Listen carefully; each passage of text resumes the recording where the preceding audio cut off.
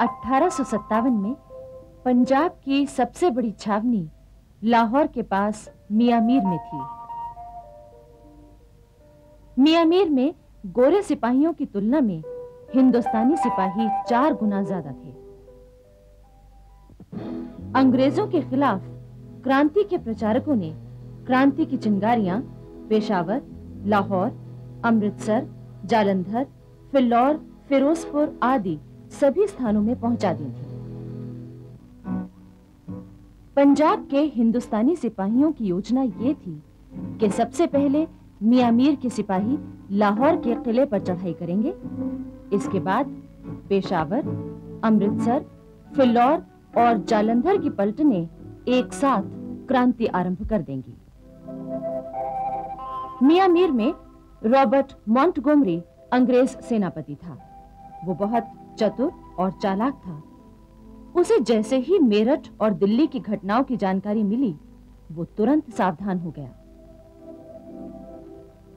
तभी उसके एक गुप्तचर ने खबर दी कि मियां मीर के हिंदुस्तानी सिपाही भी क्रांति करने वाले हैं।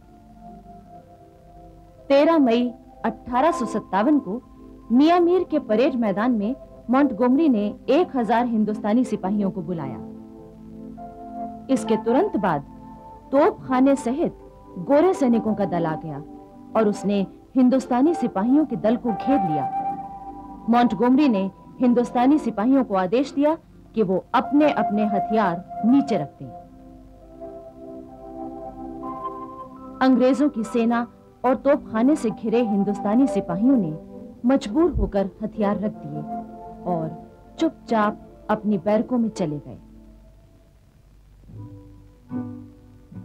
लाहौर के किले में मौजूद हिंदुस्तानी सिपाहियों से हथियार रखवाने के लिए एक गोरी पलटन भेजी गई। उसने वहां के सिपाहियों से हथियार रखवाकर किले के बाहर बैरकों में भेज दिया।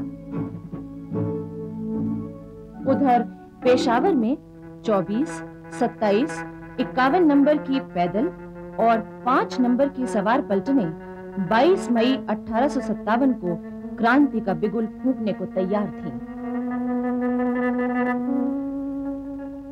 मियां मीर की घटना का समाचार पाते ही अंग्रेज अफसरों ने गोरी सेना के 4 दल पेशावर भेजे और 22 मई की सुबह देशी पलटनों से हथियार रखवा लिए। 22 मई की शाम अंग्रेज सैनिक सावधान थे कि कहीं छावनी या नगर में विद्रोह न हो जाए। किंतु उसी रात कुछ निहत्थे हिंदुस्तानी सिपाही नगर की ओर जा रहे थे। उन्हें अंग्रेज सिपाहियों ने पकड़ लिया।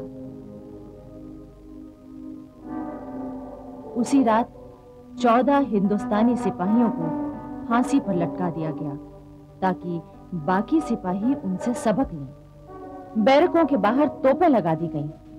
कोई भी हिंदुस्तानी सिपाही बाहर नहीं निकल सकता था। जिसने हिम्मत की उसे तोप के मुंह से बांधकर उड़ा दिया गया। पेशावर के पास होती मैदान में 55 नंबर पैदल पलटन थी।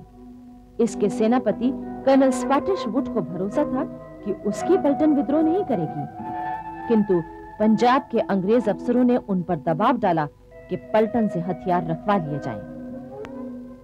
इस पर दुखी होकर कर्नल स्कॉटिश वुड ने आत्महत्या कर ली। होती मर्दान की 55 नंबर पैदल पलटन से हथियार रखवाने के लिए पेशावर से अंग्रेजों की सेना आई। 55 नंबर पैदल पलटन किले से भाग निकली। अंग्रेजों की सेना भारी संख्या में थी। उन्होंने कोई 150 हिंदुस्तानी सिपाहियों को मार डाला। जो हिंदुस्तानी सिपाही पकड़े गए उन्हें बाद में तोपों के मुंह से बांधकर उड़ा दिया गया। इस हृदय विदारक दृश्य का वर्णन अंग्रेज इतिहासकार जॉर्ज बिकर्स ने किया है। एक चौरस मैदान के 3 ओर फौज खड़ी थी और चौथी ओर 10 तोपें थीं। पहले 10 हिंदुस्तानी सिपाहियों को लाकर तोपों के मुंह से बांधा गया और फिर तोप खाने के अफसर ने अपनी तलवार हिलाई। एक साथ 10 तोपों की गरज सुनाई दी और धुएं के साथ सिपाहियों के हाथ, पांव, सिर चारों ओर उड़ते हुए दिखाई दिए। ये दृश्य 4 बार दोहराया गया। फिरोजपुर में कंपनी सरकार के गोला बारूद के बहुत बड़े भंडार की रखवाली हिंदुस्तानी सिपाही करते थे। उन सिपाहियों के इरादे जानने के लिए अंग्रेजों ने उन्हें परेड पर बुलाया।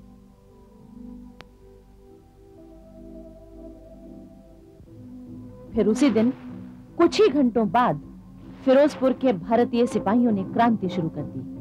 अंग्रेजों ने स्वयं गोला बारूद का भंडार जला दिया।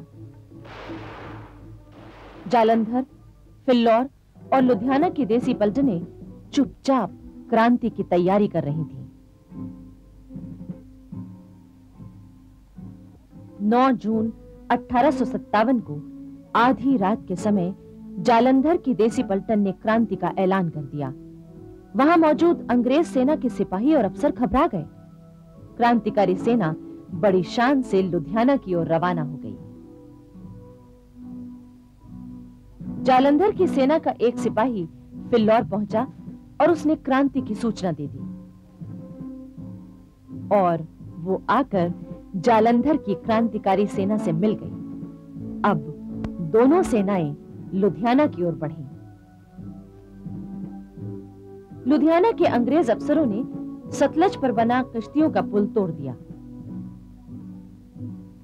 क्रांतिकारी सेना ने रात के समय उस पुल से कोई 3 किलोमीटर दूर से सतलज को पार करना चाहा, लेकिन पीछे से अंग्रेजी सेना ने हमला कर दिया। घमासान युद्ध हुआ। अंत में क्रांतिकारी सेना विजयी हुई।